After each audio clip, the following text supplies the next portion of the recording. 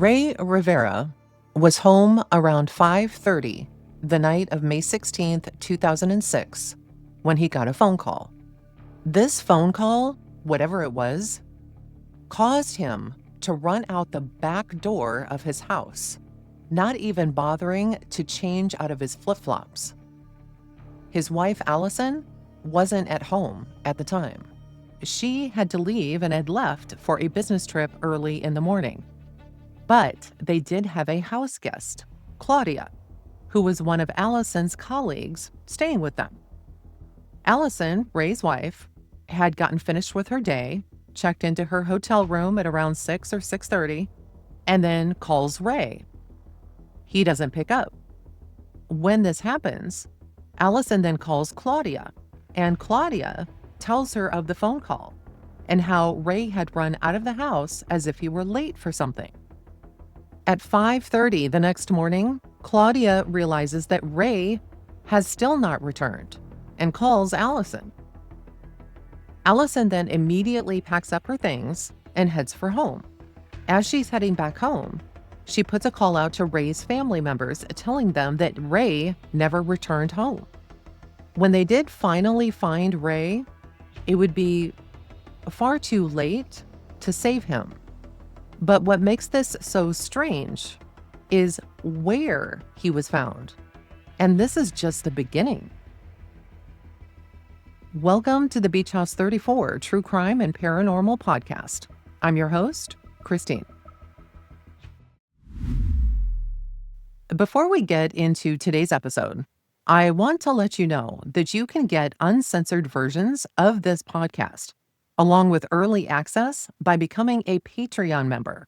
If you enjoy the podcast, please check it out at patreon.com/beachhouse34. Let's get on with the episode. Rey Rivera was a 32-year-old, fit, 6'5", 260-pound former swimmer and water polo player. As a matter of fact, he coached water polo at the U.S. Naval Academy and was in the process of developing a production company. He also loved to write and had a dream of becoming a writer and director in the film industry, not an easy industry to break into. He and his wife Allison lived in Southern California because if you want to break into the film industry, this is one of the places to be. Film was everything to Ray. But as much as Ray tried, his writing just wasn't bringing in the kind of money that he was hoping. That's when he decided to turn to a high school friend of his, Porter Stansberry. Porter and Ray had both been on the water polo team and had become friends when they were around 15 years old. And this friendship continued on well into their adult life. Porter was in finance and had his own company called Stansberry and Associates, which was located in Baltimore, Maryland. Porter had always wanted Ray to come write for him and write financial newsletters, but finance wasn't exactly in Ray's wheelhouse.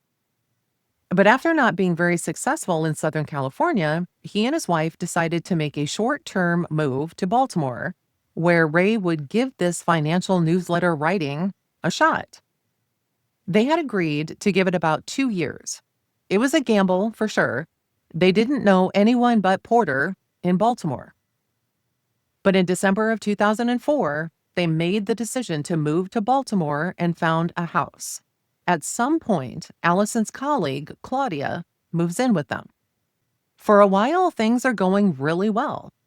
And then on May 16th, 2006, this is nearly a year and a half after they had moved to Baltimore, Allison had to leave early one day because she had a 3-hour drive to make for a business trip. Now, even though she wasn't expecting Ray to get up so early with her this morning, there he was making her breakfast before she had to leave. According to the Unsolved Mysteries episode, she told Ray how much she loved him, and he said to her, "Thank you for loving me so much." Ray then helped her with her suitcase and got it in the car for her, and then Allison takes off. Allison, after we assume was a busy workday, finally gets to her hotel at around 6 or 6:30 p.m., according to her. She then calls Ray, but he doesn't answer his phone, which is Very strange. She then calls Claudia, and Claudia said that she heard a phone call come in at around 5:30. She heard Rey answer the call, and all that she remembered was that it concluded with Rey saying, "Oh shit," and then him just running out the back door of the house in a big hurry. He didn't even change his shoes, and he was still wearing his flip-flops. It's not known when Allison called Claudia exactly, but when she did, Claudia then walked around the house looking for Rey. All the lights were still on, but Rey wasn't there. So at 5:30 the following morning, Claudia again called Allison and told her, "Hey, Rey is still not home." Now, I'm sure that all through the night, Allison is trying to contact Rey and may have even called Claudia a few times during the previous night to check, you would think. As soon as Allison heard that Rey had never returned, she checked out of the hotel and she heads straight home. As she's doing this, she's calling Rey's mom, who lives in Puerto Rico. She's calling his brother, who's in Florida, and friends that they've met through the time that they've been in Baltimore. When she called Rey's mom, Allison asked her if she had heard from Rey, knowing that Rey and his family were very close. Allison then tells her that Rey is missing. Rey's mom hasn't spoken to him at all. Allison then calls Rey's brother, and he too hasn't heard from Rey. Now, Rey's brother, upon hearing that Rey is missing, leaves his place in Florida and heads to Baltimore. When Allison finally gets home after her 3-hour drive, she walks in the house and sees a can of soda, a bag of chips, and his Invisaligns in the kitchen. She runs upstairs and heads to the office where the light was still on, but there was still no sign of Rey. Allison then reports Rey missing at 4 p.m. on May 17th. By the time that Rey's brother had landed in Baltimore, Claudia had gone back to New York. Rey's mom flew in, and even Allison's parents came in the next day to help search for Rey. Rey and Allison's home now became this command post for those who were out helping to search for Rey. They knew Rey's license plate number, and the police obviously were called. They were on the lookout for his vehicle. Family members were on the phone contacting people. Everybody was working to try and find Rey. Allison called the hospitals in the area asking not only for his name, but for any John Does that they may have admitted. Nothing. Porter himself, Rey's longtime friend and now employer, put up a $1,000 reward. He was also able to get the media involved as well, and soon it became this local news story. It was discovered that none of Rey's credit cards had been used, no cash had been taken out of their account, and to make matters worse, Rey's cell phone was dead. So they take to the streets and they go to places that Rey might have visited to see if someone had seen him, and no one had. After 6 days of searching, it's Allison's parents who find Rey's car. It's in a parking lot near the Belvedere Hotel, and this hotel had been, at the time, turned into condos. What was interesting was that this lot where they had found Rey's car was 0.2 of a mile from his employer's building, Stansberry and Associates. There was a single parking ticket on the car. So a couple of things here. First of all, I find it really strange that for a car that's been missing for 6 days, right, that it only has one ticket on it. You would think that if the car had been there that entire time, it would be just chock full of tickets. But the fact that it only had one ticket makes you think it might have been there just that one night. The day that Rey went missing was a Tuesday. Even if the parking lot attendants didn't make their rounds on the weekends, which I doubt, it would at least have 3 tickets on it, right?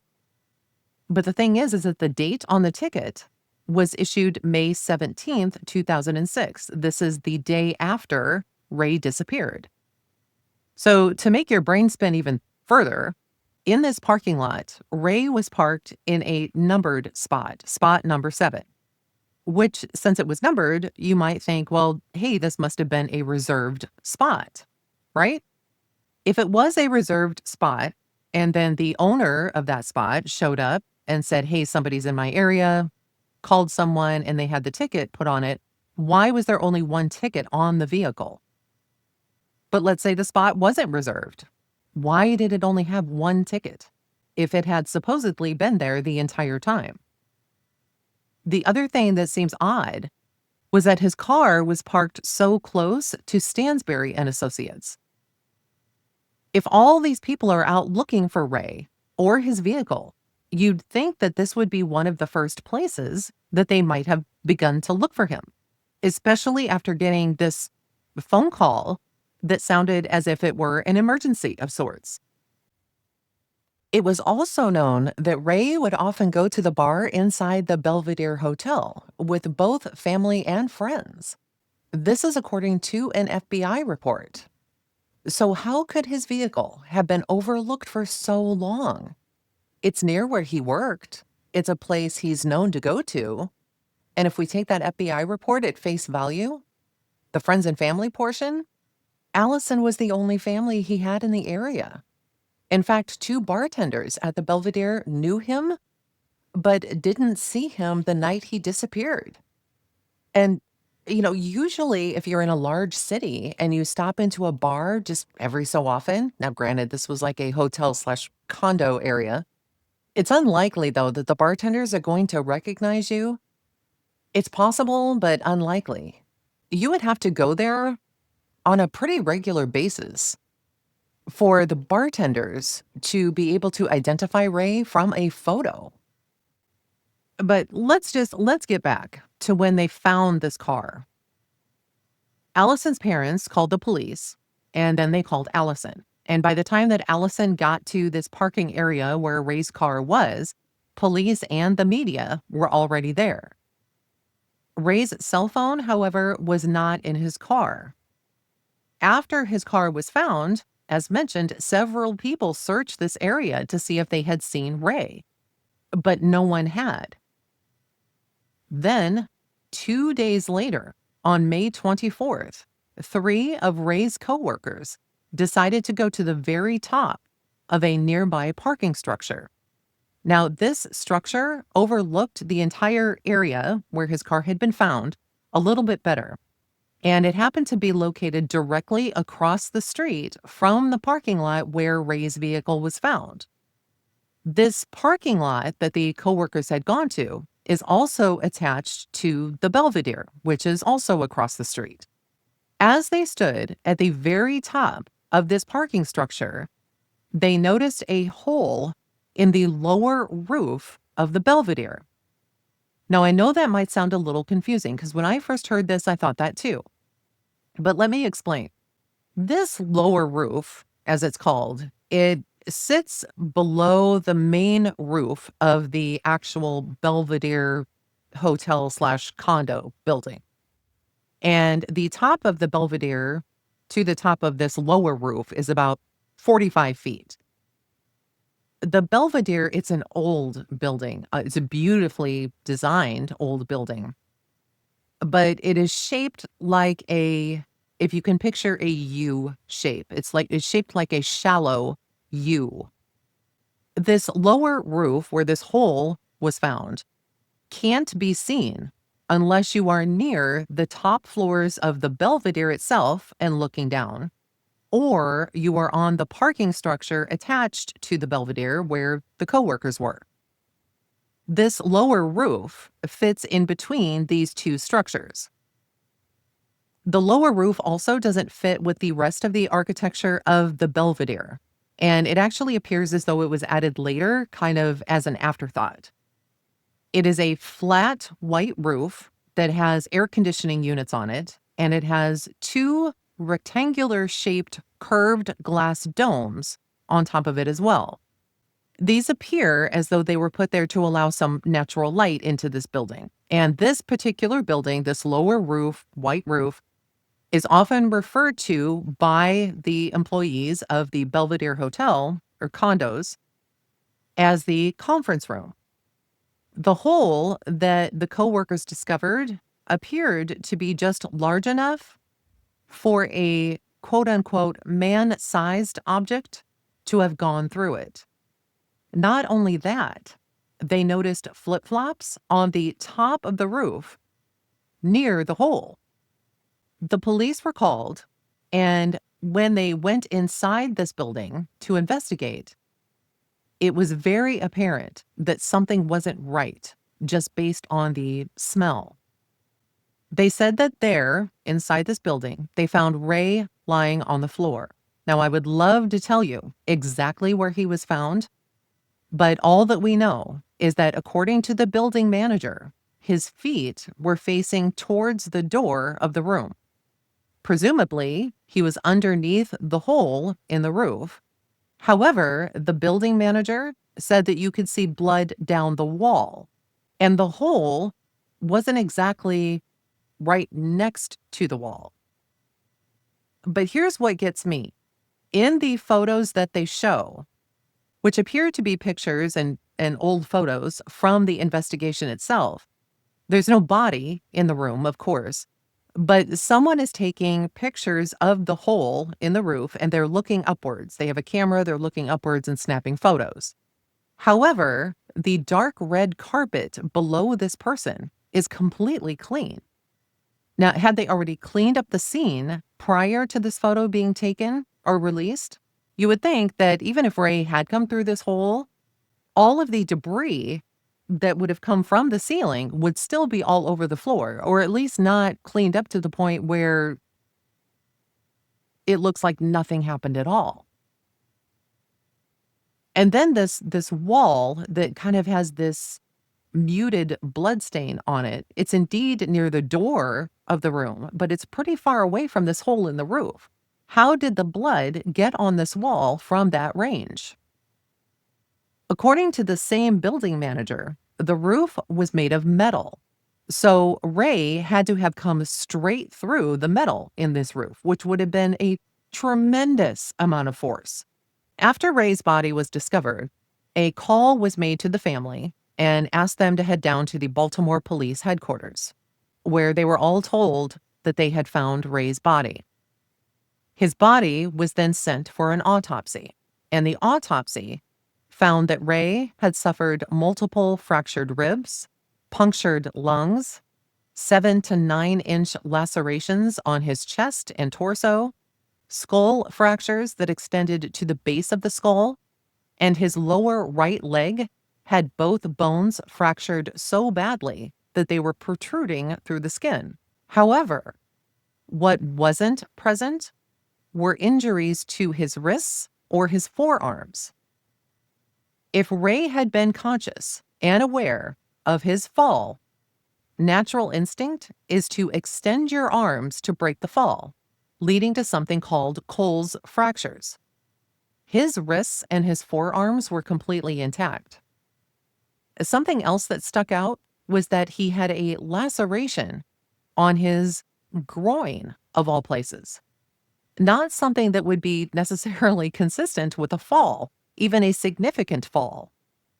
Some forensic specialists pointed out that certain aspects of his injuries, including this one to the groin, are more consistent with being hit by a car.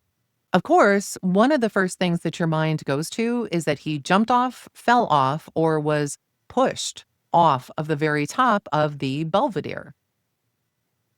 But we wouldn't be doing this podcast if it was that black and white. The top of the Belvedere, to where the hole was located, was 45 feet. It is also only about 40 feet across at the very top of the Belvedere. So if you're looking at the Belvedere from top down and you're looking at this shallow U shape, he would have been at the bottom of the U. And it's this portion that is only about 40 feet across. Plus, it also has lots of air conditioning units, air ducts, things like that on top of this building.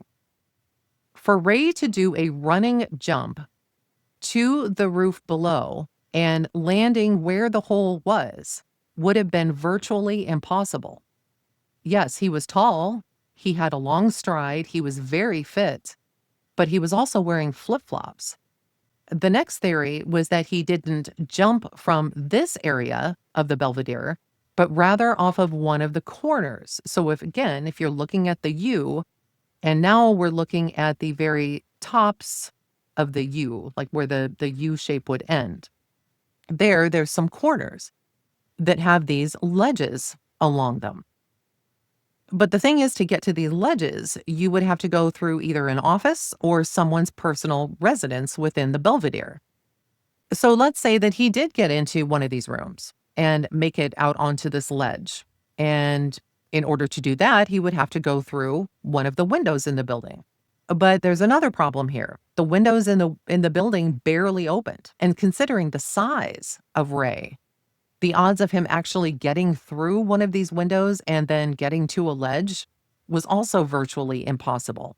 And then there's this other thing, is that both Allison and Rey were afraid of heights. Let's not forget, too, that Rey's flip-flops were found on the roof of the building near the hole. And that's not all. So was his cell phone. His cell phone was not broken and in pieces, like you'd think from someone who had jumped from this huge height. It was completely intact. Not even the screen was broken. So far we have his shoes near the hole. His cell phone is also near the hole and intact. And then there was one other item, his eyeglasses. There wasn't a scratch on them. Later, it would be discovered that one of these flip-flops was broken, not near the toe area, but on the right-hand side of the shoe where it attaches. The other sandal had fresh drag marks near the toe of the shoe. So after investigators looked at the top of the Belvedere and considered these scenarios and thought, well, okay, maybe this wasn't what happened, they then turned their attention to the parking garage that sat on the other side of this lower roof, the one where his coworkers first saw this hole. If someone were to go to this top of this garage roof, it's about 20 feet up from this lower roof where the hole was found. Detectives felt that this jump would have been survivable, but it still didn't match up with the injuries on Rey's body. One thing that popped into my head is what made the coworkers go to the top of the parking garage anyway? I mean, it's likely that as Rey's friends, they wanted to get a better view, kind of a bird's eye view, if you will, of the entire area. Rey hadn't been found yet, and they were the ones to discover the hole. You know, at this point, there are so many questions. One of mine was the hole there the entire time? And the answer to that was no. Was Rey then killed someplace else and then just placed in this unused room attached to the Belvedere? That we don't know. But of all the things, it's the personal items that shock me the most. So let's say that he was killed somewhere else and then placed in this room to make it appear as though he had jumped. So first of all, something had to have made that hole. There is very little known about what debris was located in the room where Rey was found. This hole is still a mystery. Did someone intentionally create this and then place Rey's body in that room to make it appear as though it was a... This would coincide with Rey's personal items found outside the hole that weren't damaged at all. To add to the mystery, Rey always carried with him a money clip that Allison had given him on their wedding day. It had his initials engraved on it, and to this day, it has never been found. So was this an attempt to make it look like a burglary gone bad? You find that money clip, you found the suspect, right? Some detectives, especially Bear, the one that was initially assigned to this case, felt that the entire scene was staged. You would think, though, that if it were, there would be prints or DNA on the phone or on his glasses, especially if someone had placed them there. But as of today, there hasn't been any publicly disclosed information as to whether or not DNA or fingerprint work was even done on the items that were found on the rooftop. Detectives continued to question people, and they had talked to those who had resided in the Belvedere at the time that this happened, but no one saw anything. There was a rooftop camera, but it had been disabled on May 16th, the day that Rey went missing. These cameras were operational on May 15th, the day before, and May 17th, the day after, but not the day of. It's also been reported that security footage from other areas of the hotel, including the stairwells and the elevators, were either missing or had been erased for the night of May 16th. So think about this. At first, I thought that it would be ridiculous to think that someone would create a hole in this roof intentionally and then stage it. But with the cameras disabled the same night that Rey went missing, leads you to think that there was some higher level of sophistication involved in all of this. So maybe it's not so far-fetched. The press, however, began to run the story that Rey had intentionally jumped off of the roof of the Belvedere, and this story ran for several days. When the public thought that his death was of his own doing, they became far less interested. Allison, Rey's wife, was so determined to get to the bottom of what happened to her husband that she made an appointment with the medical examiner, who then told her, quote, "I know what they're trying to do, and we are not closing this case," unquote.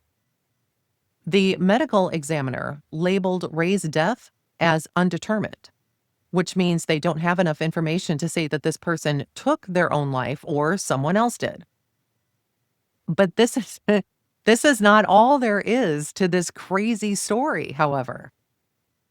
Before Rey was found, a search was done inside of the Rivera family home, and a note was found taped to the back of Rey's computer. Now, Allison knows that he wrote this note the day that he went missing because scraps of the same note were also found in the trash. The note is in incredibly small font, and it's cut very carefully around all of the text.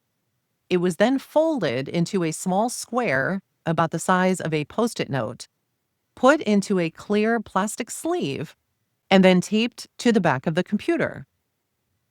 While no one has been able to make out all of the exact contents, except for those who are actually in possession of the note, and believe me, the photos that are online, people have tried.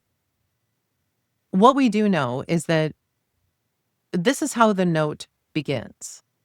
"Brothers and sisters, right now around the world, volcanoes are erupting. What an awesome sight. Whom virtue unites, death will not separate. I stand before you as a man who understands the purpose and the value of our secrets.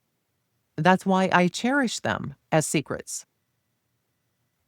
That was a well-played game, thanks to all who participated."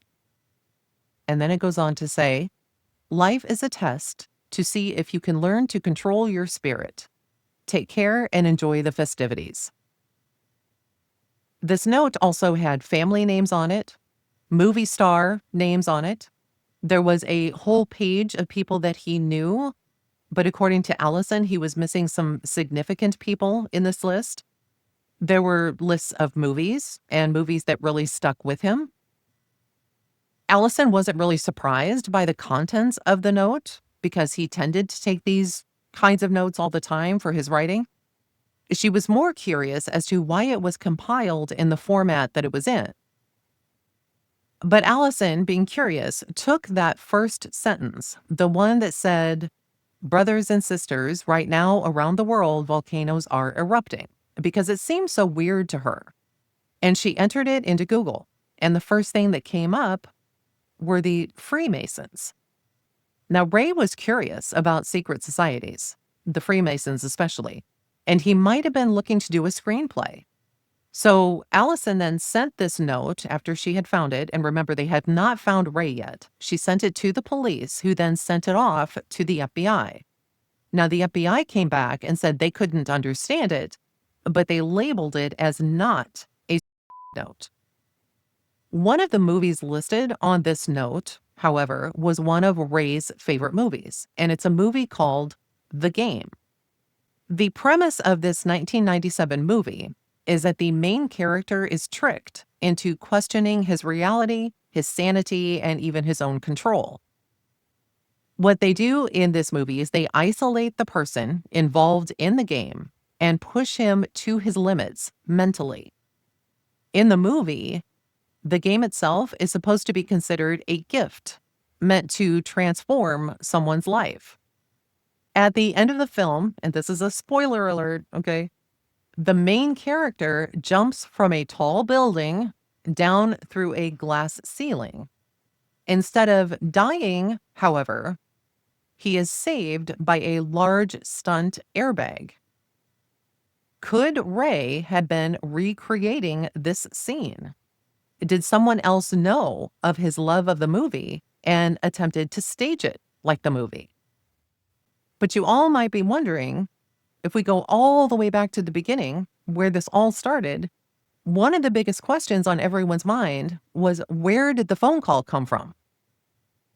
This phone call that even started this whole thing, that made Rey run out of his home so fast he didn't even change his shoes. It came from Stansberry and Associates, the place where Rey worked.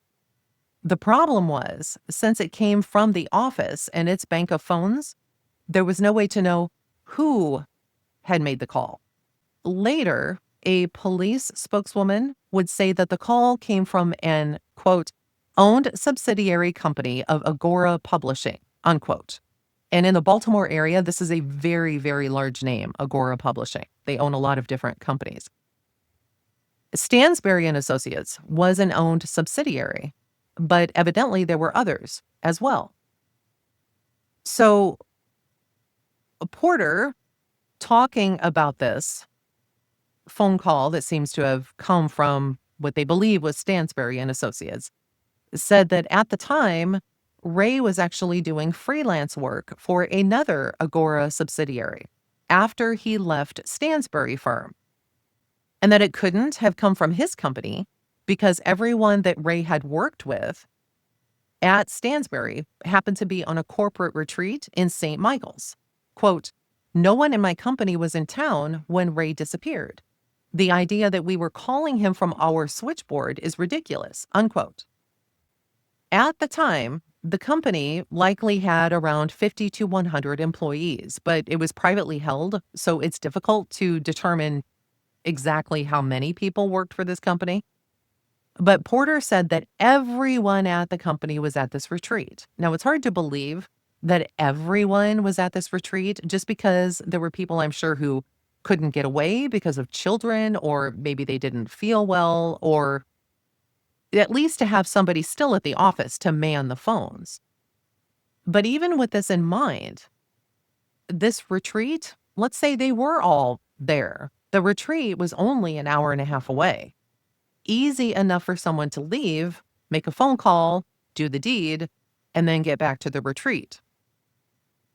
To make matters even more complicated, it's said that the company that Rey worked for placed restrictions on employees and their communications with the police and the press, which could have hindered the investigation. And remember, this is the same company owned by Rey's good friend, Porter. It's also said that this order was put in place right after Rey's body was found. Because you would think that one of the things that the police could have done was to have accessed the logs as to who entered the building at Stansberry and Associates that night, or who was still in the building. Nothing has been publicly stated as to whether the footage or access logs were checked from that night. You also have to wonder if whoever it was that did call Rey that night knew that Allison would be out of town. Who was close enough to Rey that Rey would have mentioned it? And to make things even more sketchy, if that's possible, evidently Porter wouldn't return phone calls from detectives and wouldn't even speak with them after Rey was discovered. According to an article in the Baltimore Sun in 2020, and this is years after the crime, Porter said that he did speak with a detective on June 23rd, 2006. However, this was not the original detective that had been assigned to the case. Another one had taken over, and I'll get to that here in a second. In this article in 2020, Porter said that Rey had resigned from the company 6 months before he died because he didn't want to write in the newsletter world anymore. And we'll come back around to this because there's something even more important that happened prior to this, prior to Rey showing up in Baltimore. Just before Rey was hired by Porter and his company, Stansberry and Associates, it was learned that the company was actually being sued by the SEC for selling fraudulent stock tips to investors. So in 2002, before Rey was hired, there was a complaint with the SEC that said the Stansberry company had sent an email to investors that said they could double their money by investing in a company that was alleged to be on the verge of signing a contract to dismantle nuclear warheads for Russia. And the newsletter said that they would give up the name of this company for $1,000. This information was false. The trial for this SEC issue was in 2005, and a judge ruled that Stansberry and Associates had deliberately defrauded people by making false statements, and they ended up fining the company $1.5 million. Maybe I'm reading too much into this, but I do find it ironic that $1,000 is the same amount that Porter also offered as a reward in finding Rey. Now, the reason this is important is because one of Rey's jobs initially when Porter hired him was to clean up Porter's reputation. In a Washington Examiner article, a Stansberry Associates official who didn't want to be identified said that Rey was in fact employed by the company for 18 months, starting roughly a year after this complaint with the SEC. Now, Rey and Allison moved to Baltimore in December of 2004. However, according to several sources, Rey began his work before they moved in September of 2004. If Rey worked for the company for 18 months since September, this would mean that he left Stansberry in March of 2006, 2 months before he went missing. However, Porter said that he had resigned 6 months before this. So someone isn't telling the truth. Another thing that Porter said was that Rey had asked him before if he, Porter, was in leadership of the Freemasons, which Porter thought was a joke. But here again, we have a mention of the Freemasons, once in Rey's secret letter behind his computer, and again in a quote from Porter. Now, whether or not Porter learned about the note and then later made this statement is unknown. Allison, however, said that the Saturday before Rey went missing, she noticed that Rey was, quote, morose and would not get out of bed. She was worried about his mental state at the time he disappeared. So let's get back to this Unsolved Mysteries episode. If you're interested, it is on Netflix, Unsolved Mysteries, Season 1, Episode 1. It's the very first one there. It's quite a while ago, but it's there. After this episode aired, Porter was definitely not happy. He's quoted as saying, "I think what's really sad about this is that there are people in Hollywood who will do anything to craft a story to get attention, even when it comes to destroying someone's reputation and trying to sensationalize the tragedy of a death of a 32-year-old man." Now, Allison herself also said that she was angry after Rey went missing and after he was discovered because they had specifically moved out to Baltimore for Porter, and Porter wouldn't even talk to the police. He even refused to be interviewed for this particular Unsolved Mysteries episode. Additionally, according to this FBI report, Rivera's employer hired a private detective because of security concerns and sent other employees home after Rey disappeared. He refused to answer questions about Rey when he was interviewed. And if you think all of this so far is strange, there's even more. About 2 weeks before Rey went missing, we know that Allison said something was really bothering Rey, but he wouldn't talk about it. Then, just before he went missing, their house alarm went off. It was around 1 o'clock in the morning, and this alarm, in the entire time that they had lived in that home, had never gone off. She said that she came flying down the stairs, and Rey flew out of, presumably, his office with a baseball bat. And Allison said that she will never forget the look in Rey's eyes. He was scared to death. And according to her, Rey wasn't afraid of anything. The police were called, and it was determined that the alarm was accidentally set off by a squirrel. That's what the statement was.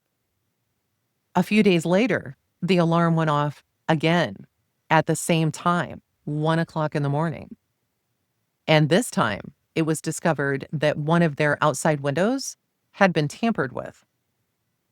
Allison fully believes that Rey had some kind of information that he stumbled on by accident and believes that he was murdered because of this information. Now, earlier I had mentioned about the detective, a new detective being put onto the case. The initial detective, Bear, he was reassigned 3 weeks after the investigation had started. According to him, he was the only one in his department who didn't believe that this was a... Is this why he was reassigned? When Allison then called him, he told her he had been reassigned and that she had to speak to the new detective on the case. So when she called the new detective told her, "You need to get it through your head that your husband committed..." Yeah, really nice, right? Great guys. Let's not forget that the medical examiner left the cause of death as undetermined. Much later on, years later, the creator of Unsolved Mysteries was on a podcast, the You Can't Make This Up podcast, and said the following, quote, "When Allison went to pick up Rey's computers from the police station, the detective mentioned that someone had called a couple of times and asked to pick up the computers and was very interested in the status of the computers. Allison was very troubled," unquote. As you might imagine, after this episode of Unsolved Mysteries aired, the internet went crazy with theories as to what might have happened to Rey. They looked at the note itself. The note happened to be, what it was shaped like, how it was cut out. They tried to decipher this tiny writing. On the note, there were these lists of, as I mentioned, celebrities' names. Some of these celebrities had died, along with a list of some people that Rey knew personally. And he had mentioned in this note that he wanted these people in particular to become 5 years younger. It contained mentions of Wi-Fi, genetic engineering, Bluetooth, MP3s, CD players, and airbags. Some people think that this note was written in code, and many have tried to decipher it, but nothing seems to make sense. One Reddit user mentioned that the mentions of all of these odd things on his list, such as MP3s and CD players, happened to all be introduced during Rey's lifetime, which is interesting. The note, with another section that read, quote, "when his game began," and then lists all these items that came into existence in his lifetime, that all of this was somehow connected. Another sentence in Rey's note was towards the end, where it says, again, "well done to all who participated. I expect the council has invited all the players who gave their lives to this pursuit back so they may join us here," unquote. And then it goes on to list all of these celebrities who have passed on. Another Redditor said that books about spy thrillers around the 2000s often would use chat rooms to communicate with each other, and they would talk in code. And they used books and movie references where others can look at a page in the book or look at a line in a movie, and then that's how they communicated. It was also later learned that the day that Rey vanished, according to, I believe it's Jane Miller, a reporter for WBAL TV, that Rey had talked with a member of the Freemasons Lodge in Maryland to see if he could join. That same day, he also bought the book Freemasons for Dummies, and she learned that he was also reading The Builders, another book on the Freemasons. We have to remember, though, that Rey, at his heart, was a writer, and he very well may have been looking into this as part of his own research. To this day, we still don't have any real answers to Rey's death, and it seems like a very complicated puzzle. But when you put it all together, the alarm going off in the house twice shortly before he went missing, his phone found unbroken, his sandals, one found broken and one with a scuff mark on the toe, his money clip was missing, the camera at the top of the Belvedere had been disconnected, other cameras had footage either missing or was corrupted or something on that specific day that Rey was called. Rey's wrists or forearms were not broken, as is typically the case of someone who is aware of what is happening to them if they're falling. His shins, the way that they were broken, aren't consistent with the fall. The note that was found taped to the back of his computer, the phone call, nobody knows what was said, that he received had him running out of his house. How his boss or former boss, however you want to look at him, wouldn't even speak to the police. And then someone was very interested in his computers that the police had. Yet the police thought it was it doesn't add up. As of today, in 2025, the case remains officially unsolved. The latest information on Allison is that she has moved back to California, but is still in pursuit of what happened to her husband. Porter is still active in the financial publishing world today. He has since moved on to creating another investment firm where he continues to provide market analysis and recommendations to his subscribers. He has consistently declined to comment publicly about Rey's death, aside from offering a statement of condolences. And what about Claudia, the house guest that they had at the time of Rey's disappearance? She told the police what Rey had said before then returning back to New York. Now, her involvement at first and then her vanishing act afterwards has led to much speculation online. Doesn't it seem strange? If she was a colleague of Allison's, as it was reported, wouldn't you want to be there to support your friend? I mean, at the minimum. If anyone listening to this has any information on the case of Rey or what may have happened to him, you can reach the Baltimore Police Department by calling their homicide unit at 410-396-2100. Any new information could be crucial in uncovering the truth. If you or someone you know has knowledge that could assist in the investigation, please do not hesitate to come forward. So, what do you think? Leave your comments about what you believe may have happened to Rey. Do you think that he actually did jump? Do you think he created that hole? Do you think it was created for him and this was all staged? Who do you think might have hurt him and why? Thank you all. Thank you for listening. I appreciate each and every one of you. Please subscribe if you haven't already so that you can be notified as soon as the next episode goes live. We'll talk again real soon. Bye for now.